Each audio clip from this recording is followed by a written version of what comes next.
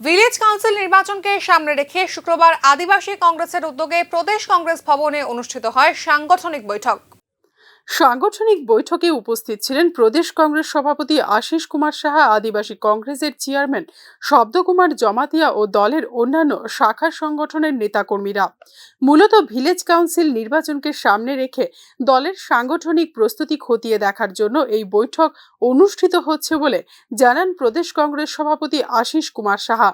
বিশেষ করে আদিবাসী কংগ্রেসের কর্মীদের প্রয়োজনীয় দিশা নির্দেশ এই বৈঠকে দেওয়া হবে ও ভিলেজ কাউন্সিল নির্বাচনে কিভাবে তা বাস্তবায়িত করা যায় সেই বিষয় নিয়ে বিস্তারিত আলোচনা করা হবে বলে প্রদেশ সভাপতি জানিয়েছেন।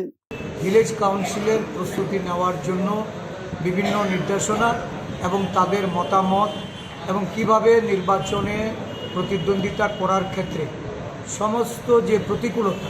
প্রদেশ কংগ্রেস সভাপতির বক্তব্য থেকে মোটামুটি পরিষ্কার, দীর্ঘদিন বাদে রাজ্যে অনুষ্ঠিত হতে যাওয়া ভিলেজ কাউন্সিল নির্বাচনে এককভাবে লড়াই প্রস্তুতি নিয়েই ঘর গোছাচ্ছে কংগ্রেস দল।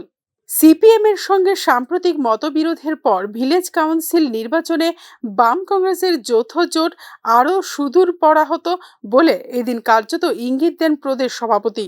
নভেম্বর অথবা ডিসেম্বরে ভিলেজ কাউন্সিল নির্বাচন হবার কথা।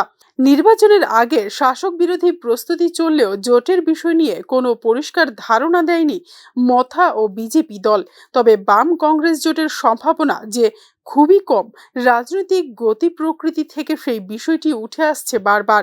পরিবর্তিত পরিস্থিতিতে নিজেদের জনজাতি সংগঠনকে মূল ভিত্তি করেই নির্বাচনের লড়াইয়ের জন্য প্রস্তুতি নিচ্ছে বিভিন্ন দল। Bureau report, news now.